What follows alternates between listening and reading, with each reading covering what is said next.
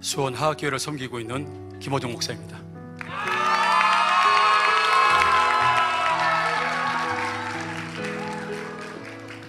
끝나면 치유를 위해서 좀 기도해 주셨으면 좋겠습니다. 하학교회는 하나님이 하시는 교회라는 의미로 출애굽기 14장 14절의 말씀 후에 2011년 11월 가족 포함 5명이 살던 집에서 개척을 시작했습니다. 교회를 개척하면서 저는 작고 보잘것없는 공간이지만 개척에 함께해 준 서너 명의 고마운 성도들이 행복한 신앙생활을 할 수 있도록 만들어주고 싶었습니다. 세 곳의 교회에서 부교육자를 거치면서 행복하지 않은 성도들의 모습을 보면서 왜 하나님을 만나고 믿는데 안 행복하지? 하나님을 만나는 예배를 왜 힘들어하고 지루해할까? 하나님의 자녀인 성도들끼리 다투는 모습을 보면서 많은 신앙적 갈등과 해이를 느끼고 있었습니다. 그래서 우리 교회는 행복한 신앙생활을 하는 교회로 세우고 싶었습니다. 개척 당시 전 세계적으로 가장 건강한 교회라는 평가를 받은 풍성교회를 통해서 행복한 교회의 모델을 찾고 싶었습니다. 그래서 저는 주변의 두 날개를 배우고 적용하셨다는 목사님 두 분을 찾아가 두 날개에 대해 문의를 했습니다. 두 분은 모두 두 날개 힘드니 처음부터 다른 것을 적용하는 것이 좋겠다고 하면서 지금 하고 있지 않다고 하였습니다. 그 이야기를 듣고 집에 들어와 아내에게 이야기했더니 누구를 만나고 오셨어요? 그래서 어느 목사님을 만나고 왔다고 하니 왜 잘하고 계신 목사님을 만나고 와보세요. 살면서 두 명의 여자 말은 꼭 들어야 한다는 이야기가 생각났습니다. 한 명은 내비게이션 여성이고 또 한 사람은 아내였습니다. 그래서 다음날 다시 두 분을 만났습니다. 그분들은 두 날개 최고입니다. 목양의 본질이고 교회의 본질입니다. 해보세요. 제가 도와드릴게요. 저도 두 날개를 적용하면서 행복한 목회를 하고 행복한 성도를 볼 수 있었습니다 라고 하면서 용기와 격려를 주었습니다. 저는 그때 알았습니다. 철을 날카롭게 하는 것 같이 사람이 그 친구의 얼굴을 빛나게 한다는 잠언 27장 17절의 말씀을 실감했습니다. 실패한 사람은 실패의 이유를 찾지만 성공한 사람은 성공의 방법을 찾는다는 것을. 그래서 어떤 것에서도 성공하고 싶으면 성공한 사람들과 가치와 현장에 함께 있어야 한다는 것을 깊게 깨달을 수 있었습니다. 그렇게 2012년 두 날개 국제 컨퍼런스에 참석하게 되었습니다. 처음 백스코에 들어서면서 영역이 압도되었고 스케일에 압도되었습니다. 그런데 첫날부터 은혜 받는 아내의 모습이 싫었고 강의도 분위기도 싫었습니다. 지금 생각하면 사단의 공격이었는데 알지 못했습니다. 아내는 이곳이 천국인지 지상인지 모를 만큼 큰 은혜와 도전을 받고 있었습니다. 그러면 그럴수록 더 화가 나고 은혜 받는 아내에게 더 짜증을 냈습니다. 3일 내내 팔짱 끼고 그렇게 앉아 있었습니다. 그리고 마치고 집으로 올라가면서 아내에게 말했습니다. 나 두 날개 안 해. 아내는 이유를 물었지만 딱히 이유는 없었습니다.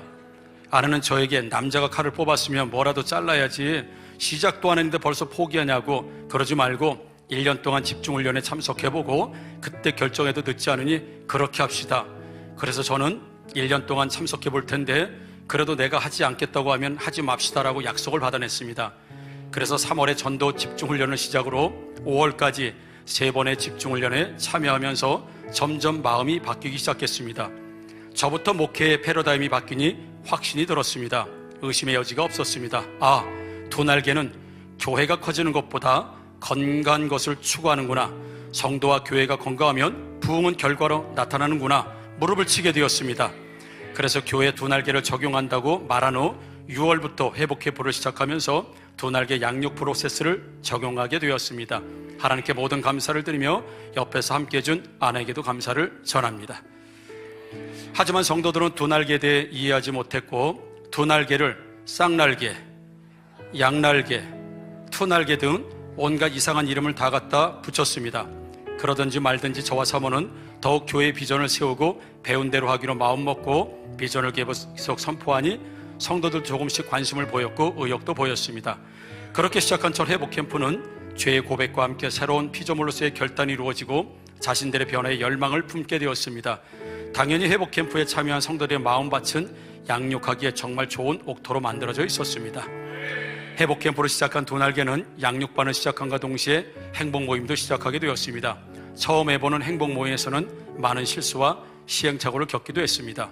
한 번은 제가 인도하는 행복모임에 족발집 사장님이 초대되었는데 족발집 사장님이 왔으니 우리 아이스 브레이크 시간에 개발바닥 소발바닥 게임을 하기로 하고 게임을 시작했는데 성도들은 마치 여호와의 군대처럼 전투적으로 실수하지 않으라고 엄청 진지하게 게임을 하였습니다. 당연히 족발집 사장은 처음 해보는 게임이라 계속 걸렸고 벌칙을 받으면서 창피하였습니다. 성도들은 등을 때릴 때도 여름이라 얇은 티셔츠만 입고 있었는데 인정사정 안 보고 짝짝 소리가 날 정도 인디안 법을 뿌려댔습니다. 족발집 사장은 모두 여자들인데 여자들에게 시달림을 당하니 괴롭고 창피하면서 족발 삶은 시간이 되었다고 하면서 그대로 가버렸습니다. 우리 모두는 황당해하면서 손바닥을 내민 채 그대로 있었고 그때 이후로 족발집 사장은 지금까지 오고 있지 않으며 그 이후 교회에서는 발바닥 게임이 금지되었습니다. 의욕적으로 시작한 행복 모임이었지만 현장에서는 큰 열매가 없었고 그렇게 횟수와 시간만 흘러갔습니다. 해본다고 해보았지만 성도들도 지쳐갔고 열정도 식어갔습니다. 그러다 보니 약 2년 정도 행복 모임을 하지 않았습니다. 그런데 행복 모임을 하지 않으니 전도의 동력은 더 약해졌고 교회 분위기는 더 침울해졌습니다. 너는 말씀을 전파하라. 때를 얻든지 못 얻든지 항상 힘쓰라는 디모데후서 4장 2절의 말씀을 실천하지 못하고 있었습니다. 이래서는 안 되겠다 싶어 저와 사모는 다시 집중을 내려와서 도전받고 많은 기도로 성령 충만을 구했습니다. 그리고 내 힘이 아닌 벤치 엔진의 강력한 성령의 능력으로 감당해야 한다는 김성원 목사님 말씀을 가슴 깊이 새기면서 다시 도전하기로 했습니다. 그래서 지금은 행복 모임이 선포되면 특별 새벽 기도회 및 인도자 기도회와 시연 등 성령님의 인도하심을 충만하게 구하고 있습니다. 이제 행복 모임은 저와 성도들을 복음의 열정에 불타게 하는 축제가 되었습니다.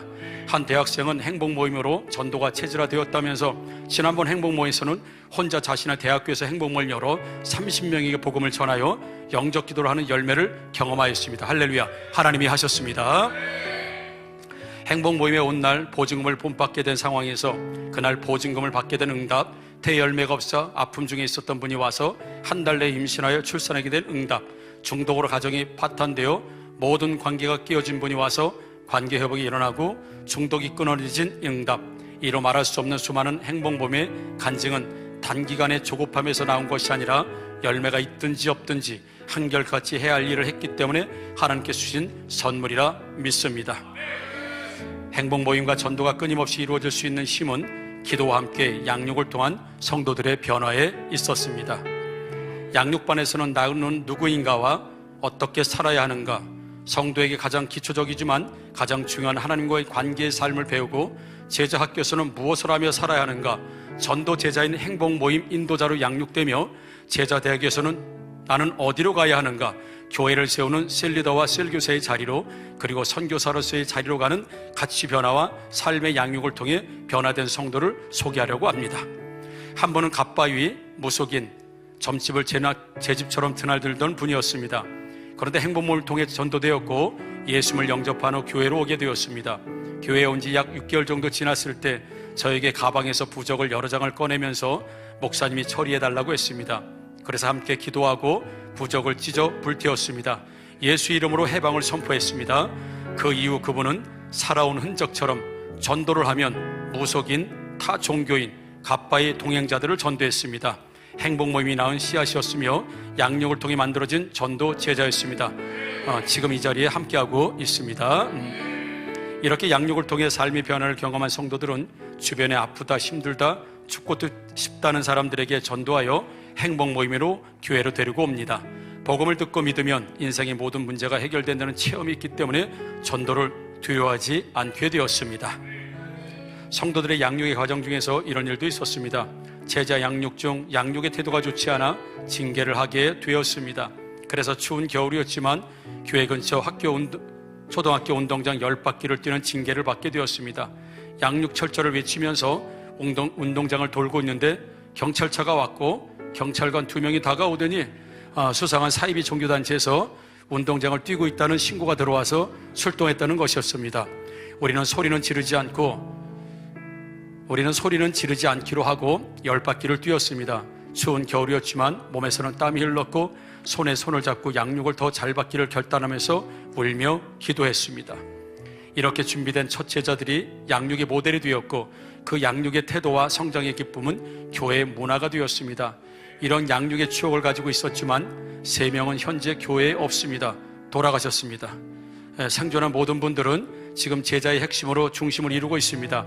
이처럼 두 날개 양육은 죽음이 아니고서는 교회 비전과 함께 하겠다는 결단은 절대 변하지 않는 가치 중심이 되었습니다. 세계 비전 프로세스를 적용하면서 가장 큰 축복은 다음 세대의 변화와 부흥입니다. 어린이, 청소년, 두 날개 프로세스와 아우니치를 통한 도전과 가치관의 변화는 타락하고 음란한 시대를 이기는 힘이 되고 있습니다. 우리 교회는 용돈이나 알바를 통해 얻어진 수입은 모두 컨퍼런스와 아우니치 비용으로 저축하며 교회 시상도 참가비 명목으로 쓰이고 있습니다. 그래서 이런 구호를 만들어냈습니다. 선교는 축복입니다를 선교는 이끔입니다로 말입니다. 이렇게 양육된 청소년들과 청년들이 2017년 제1호 선교사를 파송함으로 열매를 맺게 되었고, 현재 9번째 선교사가 파송되고 10번째 선교사가 준비되고 있습니다. 할렐루야, 하나님이 하셨습니다. 어린이 두 날개 프로세스 양육을 통해 성장하고 있는 한 초등학생의 사례를 소개하면, 양육 중 하나님의 기도에 응답을 받는 미션이 있는 주간이었습니다. 자녀가 3명이 있는 가정인데 아이들이 메가톤 바를 먹고 싶다고 하였습니다. 날씨가 매우 춥고 밤이라 아이스크림을 먹기에 적당하지 않아 엄마는 이 핑계 저 핑계 대면서 내일 먹자고 하였지만 아이들은 메가톤을 외치면서 졸라댔습니다. 아이들 엄마는 그러면 하나님께 기도해봐, 이번 주에 기도 응답을 받는 숙제가 있으니까 하고는 아이들에게 기도를 시켰습니다. 5학년, 3학년, 4살 아이들 3명이 모여서 기도하였고, 한참 후 퇴근하는 아빠의 손에 쿠팡 로켓프레시 가방이 들려 있었습니다. 아빠는 쿠팡에서 뭐 시켰어? 아내가 대답했습니다. 안 시켰는데 쿠팡에 연락해서 가져가라고 해. 그래서 아빠는 쿠팡 택배기사에게 전화했고, 택배기사분은 로켓프레시는 생물이기 때문에 수거가 어려우니 가정에서 그냥 처리해달라고 했습니다. 그래서 로켓프레시 가방을 열어보니 짜잔, 메가톤바 40개가 들어있었습니다. 할렐루야, 하나님이 주셨습니다. 그날 가정에서 20개 먹고 20개는 주변의 셀가족에게 나누어 주었다고 하였습니다. 그때부터 아이들은 정말 기도하면 하나님이 들어주신다는 믿음으로 충만해졌고, 아이들에게 엄마가 메가톤 하면 아이들은 손을 모으고 기도하는 습관이 생겼습니다. 참 재미있으신 하나님이십니다. 두 날개 프로세스로 양육된 다음 세대와 장년들의 부흥은 선교로 이어졌습니다. 배운 것을 실천한 필드가 있어야 하는데 아우니치는 가장 좋은 선교와 전도의 필드였습니다. 아우니치를 준비하는 2달 동안 새벽 기도에 와서 1시간씩 기도해야 하고, 백지전도 연습과 암기하고 퍼포먼스 준비를 해야 합니다. 힘들고 어려운 과정이지만 그 과정을 통해서 전도와 선교 비전이 아주 뚜렷해집니다. 이렇게 전도와 선교는 다음 세대들의 마음을 뜨겁게 하였고, 그 마음이 모아져 건축으로 이어졌습니다. 건축의 목적은 다음 세대를 위한 건축이 되어야 했기 때문이었습니다. 건축 당시 코로나 한복판에 있었기 때문에 교회 건축은 상상하기도 쉽지 않은 일이었습니다. 그런데 성도들은 교회 건축에 더 열정적이었고, 100시간, 1000시간 기도를 통해 건축에 대한 열망이 더 뜨거워졌습니다. 두 날개 양육 프로세스로 무장되니 어려운 환경에서 더 진가를 드러내는 성도가 되었음을 확인할 수 있었습니다. 마치 여호수아와 갈렙 같은 믿음의 눈으로 볼 수 있게 된 것입니다. 현재 건축된 교회 부지는 2018년 당시 매매가가 28억이었습니다. 그런데 가격도 가격이지만 건축 부지에 진입하는 도로의 협소함으로 인해 건축 부지로서는 적합하지 않았습니다. 하지만 마음에서는 자꾸 그 건축 부지가 마음에 들었고 계속 기도하고 있었습니다. 그런데 어느 날 새벽 기도 후에 기도하는데 하나님께서 부동산에 가서 기름값이라도 주라는 감동을 주셨습니다. 그래서 이곳저곳 땅을 살펴보았던 부동산에 가서 기름값을 봉투에 넣어서 부동산으로 갔습니다. 사장님은 반갑게 나를 맞이해 줬고, 나는 사장님, 제가 새벽 기도해서 기도하는데 하나님께서 사장님에게 기름값이라도 주라고 하셔서 이렇게 오게 되었습니다. 사장은 아이고 목사님, 기름값은 무슨 기름값입니까? 그나저나 건축 부지는 매입하셨는지요? 이렇게 묻기에 아직 매입하지 못했습니다라고 했더니 제가 기도하던 그 부지는 어떠냐고 물었습니다. 그래서 부지는 마음에 드는데 진입로가 협소해서 건축하기에는 어렵습니다. 그 부동산 사장은 목사님 2개월 전에 큰 도로에서 부지로 길이 뚫렸습니다. 정말요? 그리고 저는 쏜살같이 부지로 가보니 정말 6차선 도로에서 건축부지까지 길이 시원하게 뚫려 있었습니다. 저는 그 자리에서 무릎을 꿇고 감사 기도를 했습니다. 정말 하나님이 하시겠구나 확신이 들었습니다. 감사도 잠시, 문제는 매입 금액이었습니다. 당시 28억은 저희에게는 너무 큰 금액이었습니다. 그래서 부동산에 돌아와서 사장님 20억에 계약합시다. 부동산 사장은 목사님 몇 청 정도면 몰라도 확 8억을 어떻게 깎습니까? 20억도 싸게 나온 건데 말도 안 됩니다. 욕먹습니다. 저는 이 일은 하나님이 하시는 일이니 잘 될 겁니다. 한번 해봅시다. 결국 설득하여 매도하겠다는 사람에게 전화해서 부동산 사장님이 이렇게 이야기했습니다. 사장님 죄송한데요, 내놓으신 부지를 구입하겠다는 분이 오셨는데 교회를 건축한다고 합니다. 그런데 8억을 깎자고 하는데 안 되겠죠? 그런데 전화기 너머에서 들려오는 소리는 교회를 건축하는 겁니까? 예, 그러면 20억에 팔겠습니다. 우리는 모두 놀랐습니다. 계약 당일 매도인이 오셨는데 감리교회 권사라고 하였습니다. 하나님께 10년 전에 서원을 했는데 교회 건축 부지로만 매매를 할 것이고 그 교회에서 부르는 대로 팔겠다고 하나님께 서원했다는 것이었습니다. 그런 줄 알았으면 더 깎는 건데 몰랐습니다. 그 매도인 권사는 눈물을 흘리며 이제야 하나님께 소원을 갚게 되었다고 기뻐하였고 우리는 계약서를 들고 기념사진을 찍었습니다. 매도하는 권사는 계약 전 우리 하학교회가 있던 상가에 있던 하학교회에 살짝 와봤는데 그 이유는 혹시 이단이나 사이비에서 혹시 부지를 매입하는 것이 아닌지 걱정이 되었기 때문이었습니다. 그런데 하학교회에 와보니 두 날개 교회라는 것과 선교 현황을 보고 두 날개 교회라면 믿을만하지, 선교하는 교회라면 믿을만하지 하고 결심하게 되었다고 했습니다. 그렇게 2020년 건축을 시작하여 2021년 영건평 750평을 완공하고 입당하였습니다. 개척 후 8년 만에 기적이었습니다. 광야의 물을 사막의 강을 내어 내 백성 내가 택한 자에게 마시게 할 것임이라는 이사야 43장 20절의 말씀처럼 불가능을 가능하게 하셨습니다. 할렐루야, 하나님이 하셨습니다. 아낌없이 엄신해준 눈물겨운 성도들의 헌신과 자발적 충성은 모두 두 날개 양육을 통해 말씀과 성령의 능력으로 제자되고 제사 잡는 세계 비전에 붙들려 있었기에 가능한 일이었습니다. 두 날개 프로세스는 정말 교회를 젊게 만들어 주었습니다. 젊은이들을 흔들 수 있는 깃발, 부를 수 있는 노래, 뛸 수 있는 필드가 두 날개 안에 모두 있기 때문입니다. 매일 만나서 술을 마시던 청년 중에서 한 친구가 행복 모임과 전도를 통해서 교회에 오니 나머지 한 청년은 술 마실 사람이 없어서 화가 나 그 친구를 교회로 만나러 왔다가 예수 믿고 지금은 셀 인턴이 되었습니다. 교회 처음 올 때 얼굴에 피어싱 6개를 하고 온 청년이 있었는데 지금은 교회 올 때마다 없어지더니 지금은 1개만 남아 있습니다. 두 날개 프로세스로 양육받은 지 2년 남짓 지났는데 하나님의 부르심을 받고 올해 신학교에 입학한 청년도 있습니다.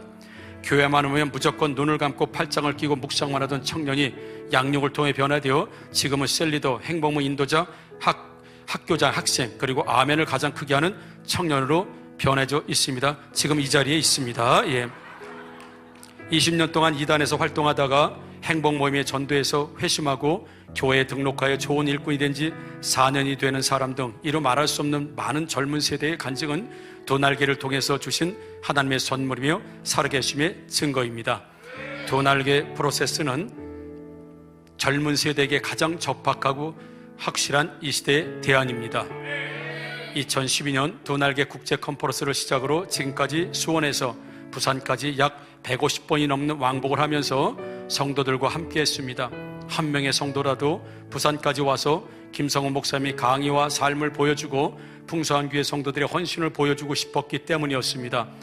또한 저에게 김성훈 목사님은 참된 스승님이십니다. 제가 피곤하여 조금 쉬고 싶을 때 꼭 제 생각에 나타나십니다. 그래서 쉴 수가 없습니다.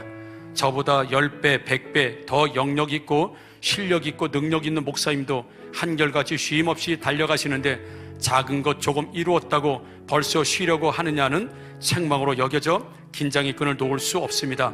곁에 따라갈 멘토가 있다는 것은 저에게 큰 축복입니다. 코로나 시기를 지나면서 많은 교회들이 정도의 동력을 잃고 선교의 달림을 멈추고 침체에 빠져 있다고 하지만 하하교회를 비롯하여 주변의 두 날개 교회는 오히려 더 건강하게 성장하는 모습을 보게 됩니다. 환경을 뛰어넘고 자신의 능력을 뛰어넘을 수 있는 것은 환경과 절망에 타협하지 않고 본질을 붙들고 두 날개로 달려가기 때문입니다. 두 날개를 통해서 교회의 성경적 본질을 알게 되었고 성도들에게 삶의 분명한 목표를 제시하게 되었으며 훈련되어지고 부흥하는 다음 세대에 행복해하는 목회자와 성도들이 된 것은 풍성한 경험과 현장을 아낌없이 나누어 주신 존경하는 김성군 대표 목사님과 풍성한 교회 성도님들의 섬김이 있었기 때문이었습니다. 이 자리를 빌어서 감사의 말씀을 드립니다.